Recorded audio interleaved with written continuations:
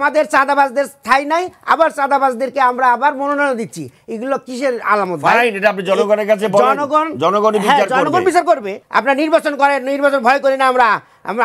আমাদের ছাত্ররা দেখাই দিয়েছে হাজার হাজার লোককে বহিষ্কার করছে। চাঁদাবাজি তো সকল ব্যাপারই আছে। আপনারা এই যে বললেন, এরপরে বললেন যে না আমরা জামাতে ডাকে যাব না। আমরা বললাম ঠিক আছে আপনারা ডাকেন আমরা যাই, অসুবিধা কি? আপনারা ডাকেন আমরা যাই। আমরা বিভক্তি চাই না ভাই, আমরা জাতির মধ্যে ঐক্য চাই। আপনাদের যুগ্ম মহাসচিব ওই যে মানে কলাপসিবল গেটের মধ্যে চাদর গায়ে দিয়ে উনি কর্মসূচি পালন করছেন, আর আমরা রাজপথে থেকে পুলিশের গুলি খেয়ে আমরা পালন করছি। এই যুগপথটা কোত্থেকে আসলো?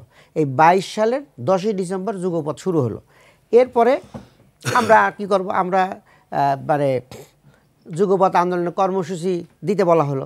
আমাদের আমির সাহেব যুগপথ আন্দোলনের কর্মসূচি দিলেন, দেওয়ার পরে ওনাকে রাতের বেলায় ধরে নিয়ে চলে গেল এবং 2 বছর উনি টানা জেলখানায় থাকলেন। এই দলের আনুগত্য করার কারণে, জোটের আনুগত্য করার কারণে কিন্তু আমরা বলতে পারতাম ঠিক আছে তোমরা যুগপথ সামনে আর আগে না যুগপথ তো যুগপথই তো ছিলাম, একই কর্মসূচি। আমিরকে ধরে নিয়ে গেছে 2 বছর ছিল, এই জন্য আর রহমতুল্লাহ ভাই আপনার সময় আমি কিন্তু কথা বলিনি। আপনি বোঝার চেষ্টা করবেন না, আপনি লিখে রাখেন পরে বলবেন। যুগপথ আন্দোলনে যে কর্মসূচি দেওয়া হয়েছে প্রত্যেকটি কর্মসূচি জামাত সরব ছিল। বলা হয়েছে হরতাল, আমরা হরতাল পালন করেছি। মানে সব দল মিলে যখন সিদ্ধান্ত অবরোধ, আমরা অবরোধ পালন করেছি। কোনটা পালন করিনি বলেন?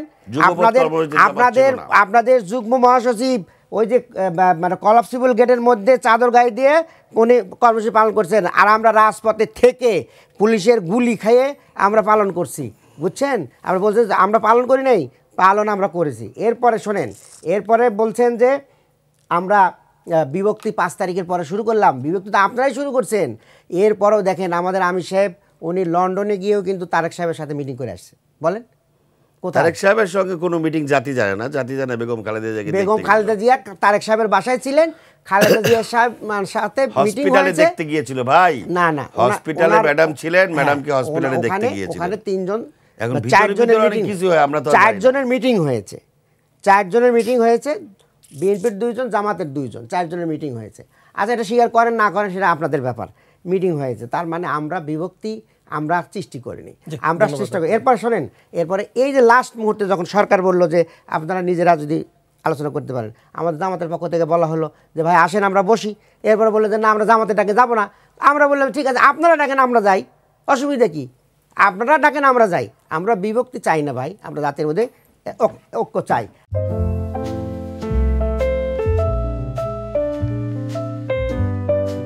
আর একটা বিষয় হলো বলে যে আমরা চরিত্র, ভাই আমরা কি চরিত্র হরণ করলাম?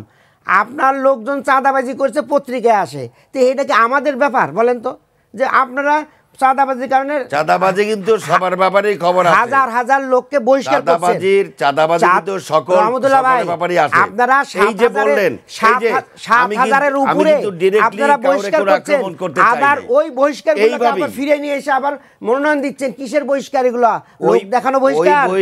যাদেরকে বহিষ্কার করছেন আবার পদ দিয়ে আবার মনোনয়ন দিচ্ছেন। এগুলোকে জাতি সবই জানে।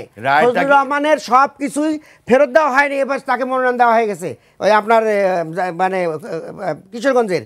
তাহলে এই যে মানে চরিত্র হনন তো নিজেরাই করেন ভাই, জাতি করে, পত্রিকা করে। রহমান সাহেবের এলাকার যে জনপ্রিয়তা সবাই করে, ফজলুর রহমান সাহেবের এলাকার জনপ্রিয়তা তাকে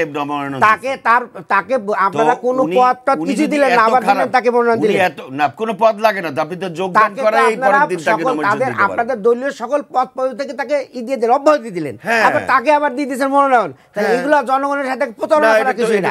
আমরা বহিষ্কার করলাম, আবার তাকে আবার পদও দিয়ে দিলাম। আমি তো জামাতেরও দেখলাম, জনগণকে যে বুঝাচ্ছেন যে আমাদের চাঁদাবাজদের ঠাঁই নাই, আবার চাঁদাবাজদেরকে আমরা আবার মনোনয়ন দিচ্ছি। এগুলো কিসের আলামত ভাই? এটা আপনি জনগণের কাছে বলেন, জনগণ বিচার করবে, জনগণ বিচার করবে, কিন্তু নির্বাচন হতে দেবেন না এটা বলেন। নির্বাচন হতে দেব না আমরা কখনো বলি নাই। নির্বাচন হবে স্বচ্ছতার মাধ্যমে এবং একটা সুন্দর পরিবেশে। আপনারা নির্বাচন করেন, নির্বাচন ভয় করি না আমরা। আমাদের ছাত্ররা দেখাই দিয়েছে নির্বাচন ভয় নাই। আমরা 22 সালের 26 সালের ফেব্রুয়ারিতে ইলেকশন চাই।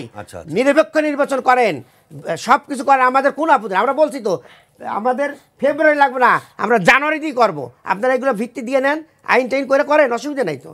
আমরা জনগণকে ভয় করি না, জনগণকে নিয়েই আমাদের কাজ। আমরা যদি ভয় করলাম নি তাহলে আমাদেরকে আমিরকে ফাঁসি দিছে, আমাদের 11 জন নেতাকে হত্যা করা হয়েছে, আমাদের জেলখানায় সব কিছু মানে আমাদের জন্য পার্মানেন্ট একটা বাড়ি ছিল। এগুলোর আমরা জনগণকে ভয় করলে আমরা আর থাকতাম না ভাই।